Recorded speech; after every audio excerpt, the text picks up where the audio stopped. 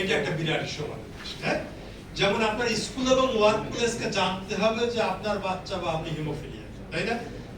এখন অবশ্য একটু সমস্যা কম, কিন্তু আমাদের যুগে একটা বিরাট চ্যালেঞ্জ ছিল, যখন বেদ ছিল একটা শিক্ষক এবং গার্জিয়ান সবার দ্বারাই প্রশংসিত একটা শিক্ষা পদ্ধতি। এখন যেহেতু বেদ আর ওই শিক্ষা পদ্ধতির মধ্যে নাই, এই ঝুঁকিটা কম। তারপরেও অনেক স্কুলে এটা হয়, চাইল্ড অ্যাবিউজ হয় অনেক জায়গায়, বিশেষ করে অন্য বাচ্চাদেরকে। আপনাদের প্রয়োজনে এগুলো নিয়ে যেসব স্কুলে হিমোফিলিয়া চিলড্রেন আছে, উন্নত দেশগুলোতে যেসব স্কুলে হিমোফিলিয়া চিলড্রেন আছে, সেখানে সোশ্যাল ওয়ার্কার এবং ফিজিশিয়ানরা যে ওই হিমোফিলিয়া চিলড্রেনের বন্ধুদের সাথে মিটিং করে, তাদেরকে বলে যে কিভাবে ওই বন্ধুকে তারা টেক কেয়ার করবে। শুধুমাত্র ওই রোগীকে না, তার বন্ধুদেরকেও ইনভলভ করা হয় এই প্রক্রিয়া। That is the socialisation of that children. তাহলে ওই বাচ্চাটা ওইখানে ইনফিরিয়র ফিল করবে না, তার বন্ধুরা তাকে বুলি করবে না। কারণ বন্ধুদের বুলিং কিন্তু একটা বড় একটা সমস্যা এই বাচ্চাদের। যার জন্য আমাদেরকে স্কুলে আপনারা দরকার হলে আপনার এলাকার যে চিকিৎসক তাকে নিয়ে যাবেন, আপনাদের লিডারকে, এলাকার যে লিডার তাকে ইনভলভ করবেন।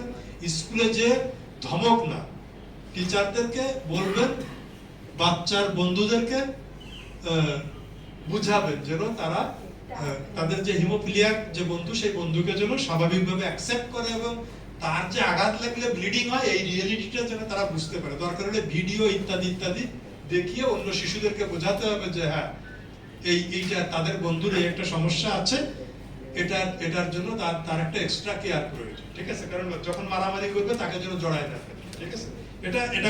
এটা বেশ কঠিন কাজ। এটা শুধুমাত্র হিমোফিলিয়া রিলেটেড ট্রেনিং টিচিং না, এটা আসলে বাচ্চাদের বেসিক টিচিং এর পার্ট। আমাদের স্কুলে যদিও এইখানে বোধহয় এটা বলতে অসুবিধা নেই, এটা আসলে আমাদের আসলে বেসিক টিচিং এ চাইল্ড এডুকেশনে অনেক ঘাটতি আছে আমাদের। যে এডুকেশন নিয়ে একটা বাচ্চা কম্প্যাশনেট হয়ে গড়ে ওঠে সোশ্যালি, সেই কম্প্যাশনেট বাচ্চা না হলে কিন্তু এটা অ্যাচিভ করা খুব কঠিন। আমাদের এখানে শুধু জিপি এর দিকে আমাদের মনোযোগ। বাচ্চাটা কতটা কম্প্যাশনেট হবে, সে তার বন্ধুদের প্রতি কতটা সহানুভূতিশীল হবে, সে তার পরিবেশের প্রতি কতটা সহানুভূতিশীল হবে, সে একটা খরগোশ বা একটা বাদুড়ের প্রতি কতটা সহানুভূতিশীল হবে, সে পরিবেশের প্রতি কতটা সহানুভূতিশীল হবে। That is the compassionate education. তা আপনারা চেষ্টা করবেন আপনাদের বা আপনাদের প্রতিবেশীর বাচ্চা কাচ্চারা যেন এই কম্প্যাশনেট এডুকেশনটা পায়, যাতে আপনার না হলে স্কুলে যে নিজেকে প্রোটেক্টেড রাখলো এটা তো যথেষ্ট নয় যদি না বন্ধুদের প্রতি কম্প্যাশনেট হয়। ঠিক আছে? এটা নিয়ে আমাদেরকে কাজ করতে হবে। আর সোশ্যাল রিকগনিশন, এটা ওরই পার্ট আসলে। এটাকে আমাদেরকে রিকগনাইজ করতে হবে যে এটা যে একটা প্রবলেম, এটা যে ডিসএবিলিটি না, এটা ওর একটা স্পেশাল সিচুয়েশন। যে সিচুয়েশনটাকে যদি আমরা ঠিকমতো অনার করি তাহলে আমার মতো স্বাভাবিক মানুষ হিসেবেই গড়ে উঠতে পারবে।